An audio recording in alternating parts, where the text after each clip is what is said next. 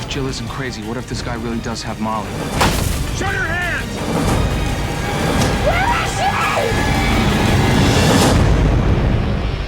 Well, first of all, I saw the movie last night. I was honestly so scared. Good. I left looking over my shoulder, and I kind of want to know. I felt like I should take a self-defense course afterwards. What do you in the morning wake up to and feel like very fearful of? Time. You know, it's really funny. Actually, I've been waking up not knowing what day it is. Every single day, it's like, okay, my alarm's waking me up for this time. Why? What do I need to do? And I cannot remember, and I don't know why, and it's scaring the crap out of me. But it's mostly running out of time is what I fear. And I also fear failure at every turn, especially during press for movies. But Well, you're doing really well so far. oh, thanks. It's like my thesaurus is just not big enough. But yeah, that's what I worry about. I mean, situationally, I'm sure there's always things that I think about, you know, when I'm dealing with hard stuff. But luckily, I haven't had to really deal with anything tough lately. Well, in the movie, you constantly have to try and prove yourself right, or try to prove everyone else right. Is there a time in your life when you felt like you had to sort of get vindication for something?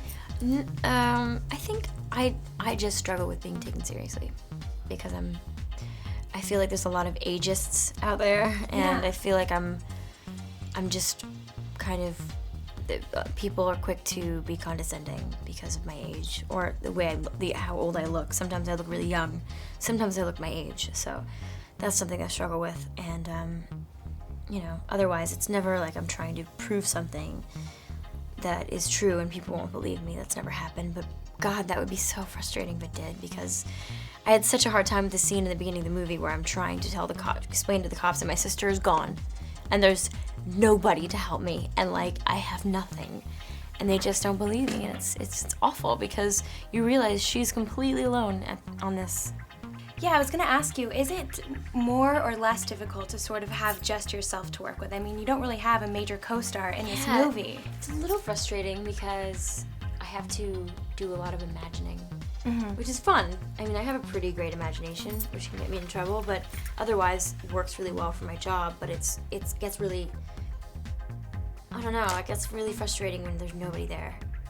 So every time someone would come in, like Wes Bentley or Jennifer Carpenter, someone would come in from out of town to shoot a couple days, it's like a different movie, and I'd be like revived in some way, and it's just really fun.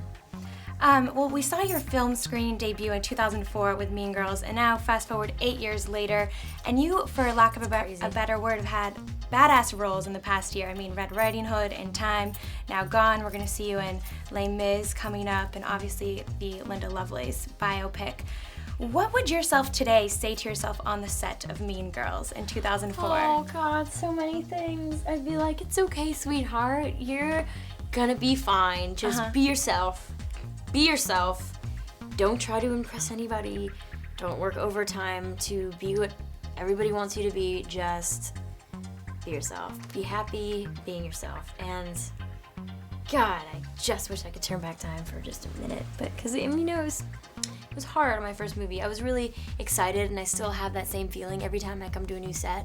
I'm still really excited, but now I know what I'm doing. Like, right. Technically, I know what my job is, and as an actor, I know that I have the leeway to try different things.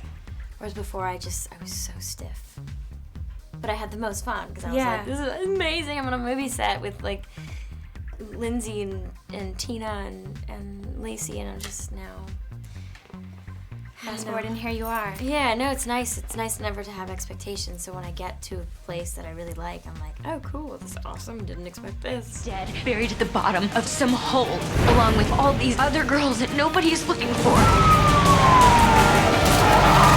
So what if Jill isn't crazy? What if this guy really does have Molly?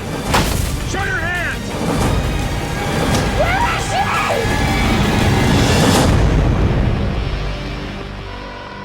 Who's this?